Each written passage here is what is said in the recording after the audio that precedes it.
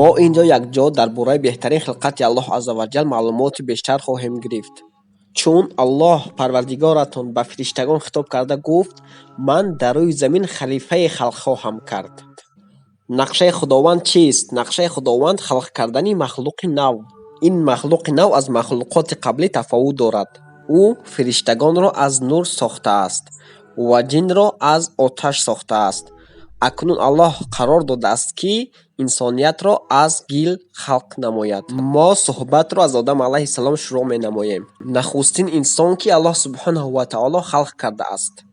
Нахустин башар, нахустин паёмбар ва ӯ падари тамоми башар аст. Пас аз оне ки Аллоҳ субҳонаҳу ва таоло Одам алайҳиссаломро ҳаст кард, ба ӯ шарафу иззат дода, ӯро дар мақоми бартар қарор дод. Ҳамин аст, ки Аллоҳ субҳонаҳу ва таоло ба тамоми фариштагон ва ба тамоми махлуқоти халқкардаи Аллоҳ субҳонаҳу ва таоло амр намуд, ки ба Одам алайҳиссалом саҷда намоянд. Ин навъи саҷда ба Одам алайҳиссалом саҷдае нест, ки маънои парастиши ӯро дошта бошад. Ин навъ саҷда барои эҳтиром гузоштан ба Одам алайҳиссалом аст, чунки ӯ Аллоҳро парастиш менамояд, холиқи Одам алайҳиссаломро. теъдоди фариштагон ва ҷамъияти онҳо фаротар аз ҳама мавҷудот аст, ҳатто фаротар аз он аст, ки теъдоди инсонҳо ва ҷинҳоро дар якҷоягӣ бишумурем. ҳамин тавр Аллоҳ субҳонаҳу ва таоло онҳоро ба саҷда намудан дастур дод. Онҳо ҳама саҷда намуданд ва ту он манзараро тасаввур карда метавонӣ? Миллионҳо километр дуртар аз тасаввури фариштагон буд фақат саҷда намудан бар ҳамин инсон. саҷда намудан ба ин махлуқи нав, ки инсон номида мешавад, ва ин инсон Одам алайҳиссалом буд. ба ҷуз Иблис. Нигоҳ кунед ба ин ғурур ва ба ин такаббурӣ. Ба ҷуз Иблис, ки нахост аз ҷумлаи саҷдакунандагон бошад, ӯ рад кард ва гуфт: ман беҳтар аз он ҳастам. ва ӯ гуфт: ман саҷда нахоҳам кард ба нафаре, ки манзилаташ аз ман пасттар аст. ӯ поинтар аз ман аст ва ман болотар аз ӯ ҳастам. мушкилӣ дар ҳамин аст. қасди Иблис аз саҷдаи одам худро худдорӣ кардан чизе набуд ба ҷуз ин ки Аллоҳ субҳонаҳу ва таоло ин амали ӯро кибр хондааст. Кибр, ғурур, такаббурӣ, худро болотар аз ҳақиқат ва аз дигарон донистан, худро болотар аз ҳақиқат ва аз дигарон шумурдан бе ягон асос. баъди баҳс Иблис ба Худованд гуфт: қасам ба тавоноӣ ва қудратат, ман ҳамаи онҳоро гумроҳ хоҳам кард. ва Аллоҳ субҳонаҳу ва таоло ба ӯ андешаҳо боён мекунад ва ӯ андешаҳоро мегӯяд. Сипас Аллоҳ субҳонаҳу ва таоло ба ӯ мегӯяд, ки як гурӯҳ бандагони ман ҳастанд, ки ту ба онҳо зарар расонда наметавонӣ. Онҳо бандагони мухлиси ман ҳастанд. Иблис мегӯяд: хуб, ба ҷуз бандагони мухлиси ту, мухлис аз самими қалб. ҳасодати ӯ боиси ғурур ва муноқиша бо Аллоҳ субҳонаҳу ва таоло шуд, ки ӯро ба сӯи куфр бурд. Аллоҳ гуфт: фахруҷ минҳа, акнун аз он берун шав. берун шав аз осмонҳо. فما يكون لك أن تتكبر فيها берун шав, ту ҳуқуқи дар ин ҷо такаббури карданро надорӣ. فاخرج إنك من الصاغرين. ту паст ҳастӣ, ту ҳақир ҳастӣ, ту залил ҳастӣ. قال فبما أغويتني لأقعدن لهم صراطك المستقيم. ӯ гуфт: ё Аллоҳ субҳонаҳу ва таоло, ба хотири гумроҳ сохтанам ту маро дар ҳар як гӯшаи зиндагии онҳо хоҳӣ дид. дар ҳар масир, дар ҳар қисмати зиндагиашон. ин ҳамчун даъват ба мубориза аст, ки Иблис матраҳ сохт.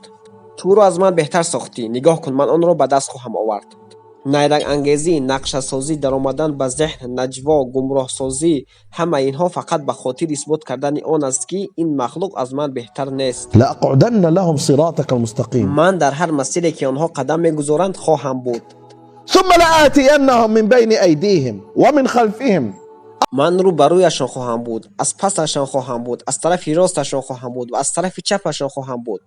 ولا تجد أكثرهم شاكرين. ман мехоҳам мутмаин шавам, ки аксарияти онҳо ба неъматҳои ту ношукрӣ хоҳанд кард.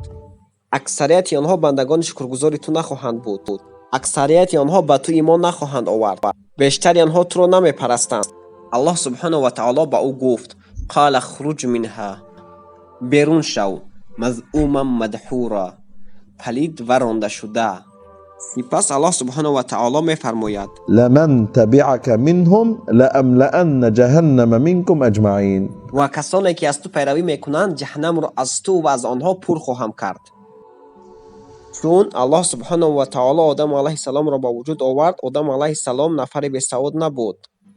آدم علیه السلام نفری نبود که یگان چیز را نمیدانست. الله متعال این را بسیار روشن در قرآن بیان کرده است. او نامهای کوهها، درختان، سیب، افلاطون، نمک، ماهی، حیوانات همه چیز را میدانست. الله متعال در قرآن فرموده است معلم آدم الأسماء كلها ثم عرضهم على الملائكة. در یک اثنا فرشتگان میان خود میگفتند اگر الله خواهد آدم را خلق میکند، نه، او سبحانه و تعالی هیچ کس را خلق نخواهد کرد، نه او میکند. اما فرشتگان گمان میکردند که مرتبه آنها در نزد خداوند تا آن درجه بلند است که او تعالی به هیچ کس چنین مرتبه نخواهد داد. حتی او تعالی فرشتگان را با علم و دانش سرفراز گردانده بود. بنابراین الله سبحانه و تعالی فرشتگان و آدم علیه السلام را فرا خواند. پس او تعالی به فرشتگان گفت خوب، شما این را چی میخوانید؟ فرشتگان نمیدانستند. پرسید آن را شما چی میخوانید؟ فرشتگان نمیدانستند. آن چیزی را که من خلق کردم نامش چیست؟ آنها نمیدانستند. بعد الله سبحانه و تعالی آدم علیه السلام را فرا خواند. ای آدم، این چیست؟ درخت. این چیست؟ سیب. و اینش چیست؟ کوه. و نام این چیست؟ حیوان. این چیست؟ آسمان. چیست این؟ سیاره. این چیست؟ فلانی. آن چیست؟ فلانی. همینطور او سبحانه و تعالی با آدم نامهای همه چیز را آموزاند. او نه تنها نامهایشان را میدانست، بلکه مفهوم و محتوی آنها را نیز درک میکرد.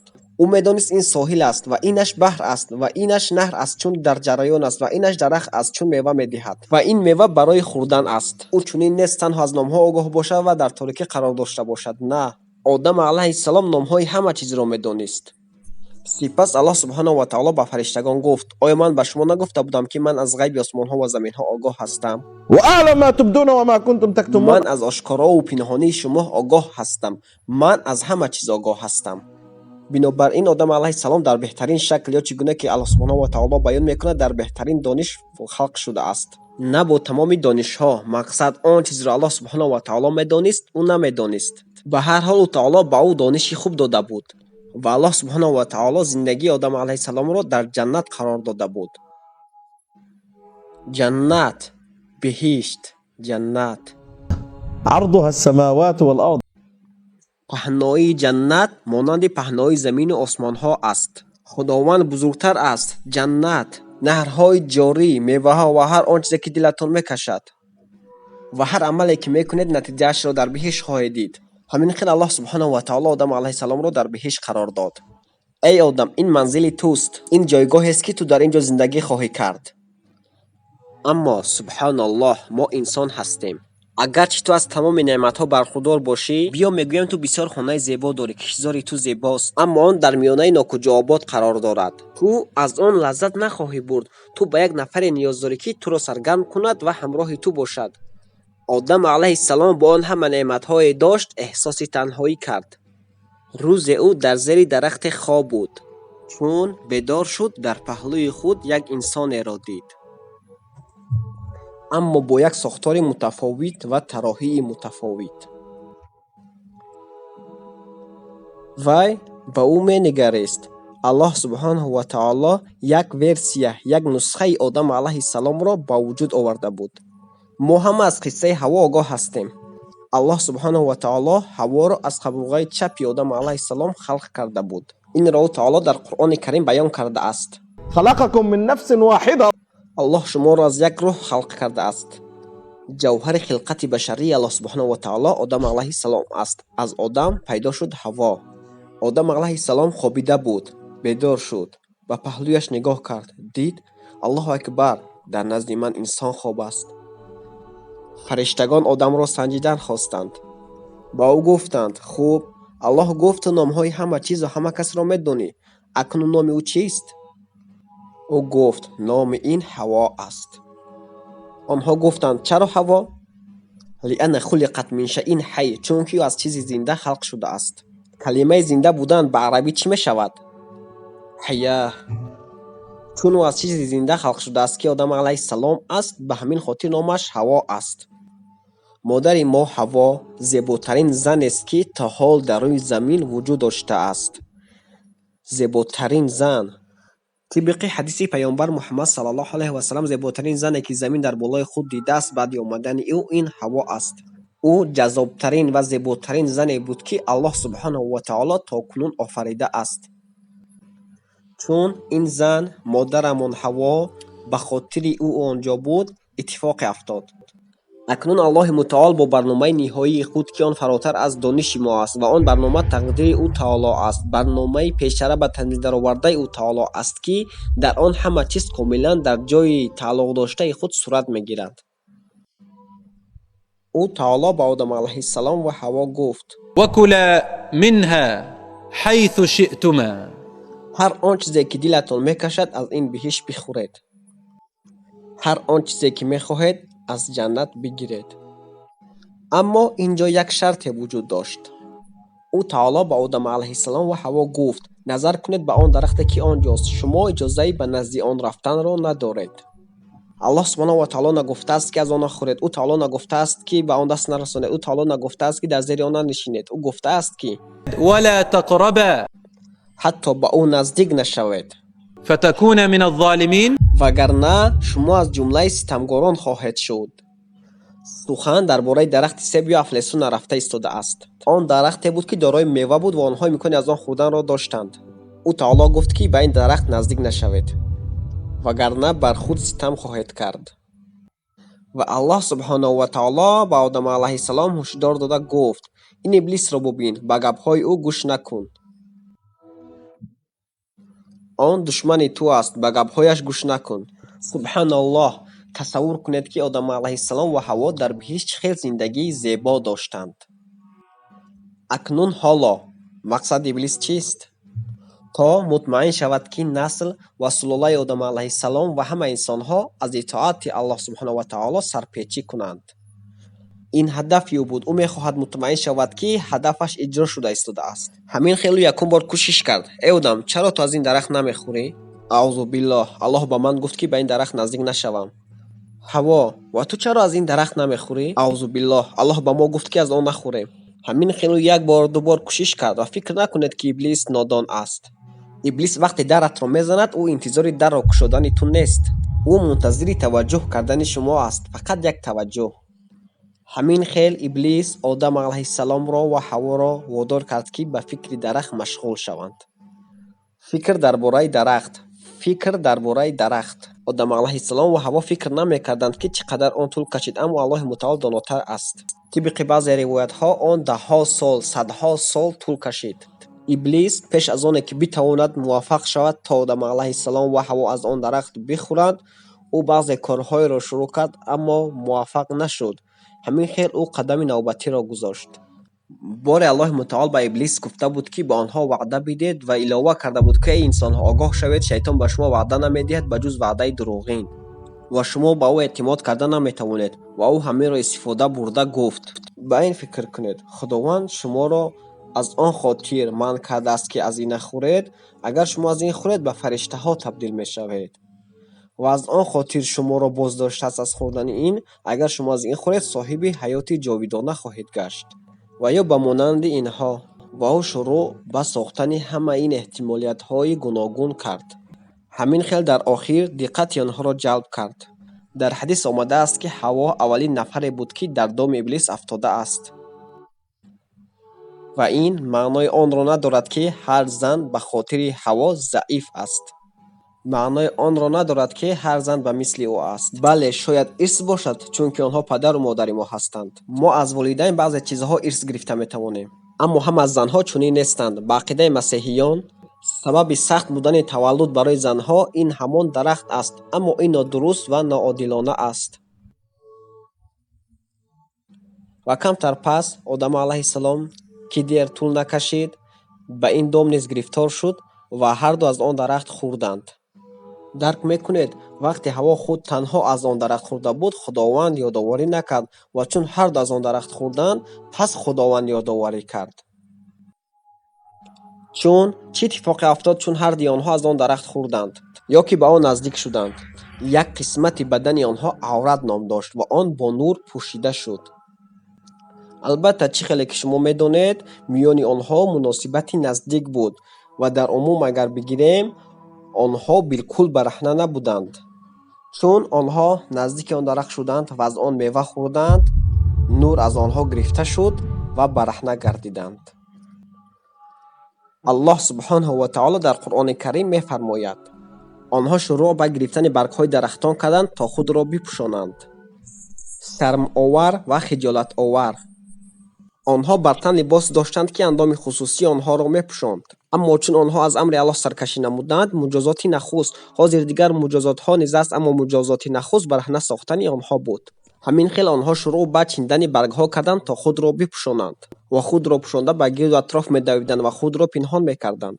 онҳо ҳаргиз чунин ҳолатро надида буданд. онҳо инсонҳои нав буданд. сипас ӯ таоло онҳоро фарохонда гуфт: ألم أنهكما عن تلكما الشجرة وأقول لكما إن الشيطان لكما عدو مبين. оё ман ба шумо нагуфта будам, ки ба он дарахт наздик нашавед? оё ман ба шумо нагуфта будам, ки ба шайтон гӯш накунед? вақте одам алайҳиссалом дар ҳолати фирор буд, Аллоҳ субҳонаҳу ва таоло ба ӯ гуфт: эй одам, ба куҷо фирор мекунӣ? оё ту аз ман фирор мекунӣ? ӯ гуфт: эй Аллоҳ, ман аз ту фирор намекунам, ман аз ту хиҷолат мекашам, ман аз амри ту саркашӣ намудам, бисёр шармандаам. ту ба ман гуфтӣ, ки ба он дарахт наздик нашавам, аммо ман шудам. ту ба ман гуфтӣ, ки аз он нахӯрам, аммо ман хӯрдам. ман дар назди ту шармандаам, чунки туро нофармонӣ кардам. аз ҳамин сабаб одам алайҳиссалом ва ҳаво ба замин фуруд омаданд. аллоҳ таоло ба онҳо фармуд: قلنا اهبطوا منها بعضكم لبعض عدو. мо ба онҳо гуфтем: инҷо шакли ҷамъ аст. шумоён ба поин фуруд оед.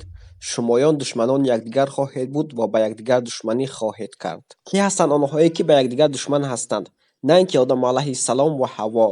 зану шавҳар барои оромиши ҳамдигар ҳастанд, чунки Аллоҳ субҳонаҳу ва таоло фармуда аст: وخلق منها زوجها. аллоҳ субҳонаҳу ва таоло аз ҳамон рӯҳ ҳамдамашро халқ карда аст. бозу таоло дар Қуръон фармудааст: литаскуну илайҳа, то шумо бо он ҳамсаратон оромиш ёбед. пас инҷо душманӣ миёни одаму ҳаво ва иблис будааст. худованд дар Қуръон фармудааст: الشيطان لكم عدو шайтон душмани шумост. فاتخذوه عدوا. ӯро ҳамчун душман қабул кунед ва ӯ дӯсти шумо нест. шайтон ҳақиқат дорад ва ӯ барномасози ҳама чизҳои бад аст.